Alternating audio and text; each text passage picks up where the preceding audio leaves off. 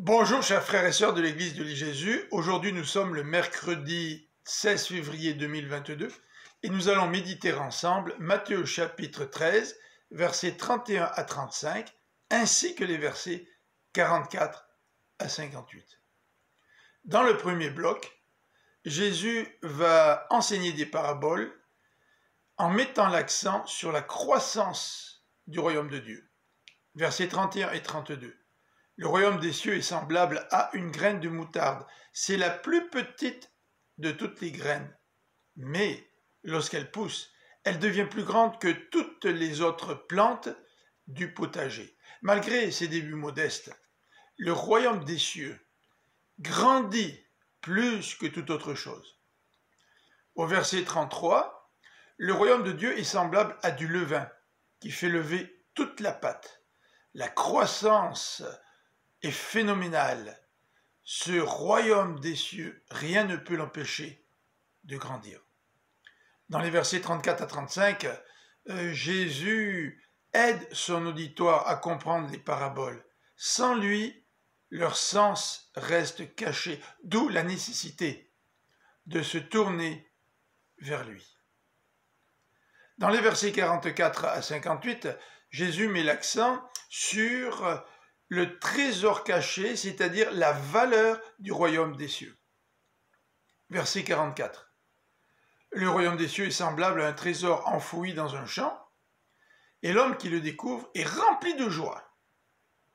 Et il vend tout ce qu'il possède pour pouvoir acheter ce champ dans lequel se trouve ce trésor.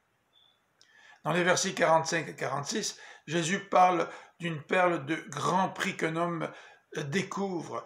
Il vend tout ce qu'il a, tout ce qu'il possède pour pouvoir l'acheter. Jésus met donc ainsi l'accent sur la valeur du royaume des cieux. Dans les versets 47 à 52, Jésus va parler du royaume des cieux pour mettre l'accent sur le jugement. Le royaume des cieux est semblable à un filet rempli de poissons. Et les pêcheurs le tirent vers le rivage et trient leur prise. Tout ce qui est bon et qui se trouve dans le filet est mis dans des paniers. Mais tout ce qui ne vaut rien est jeté.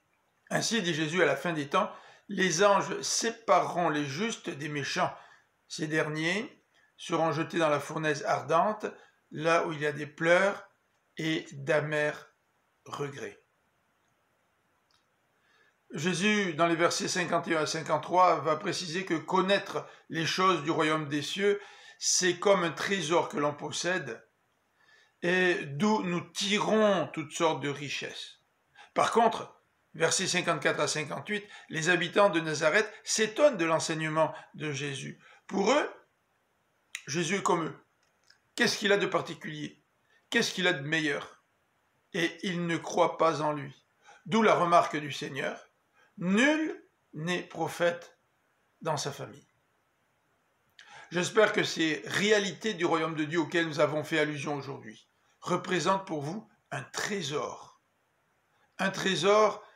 immense, qui a bien plus de valeur que n'importe laquelle de nos possessions.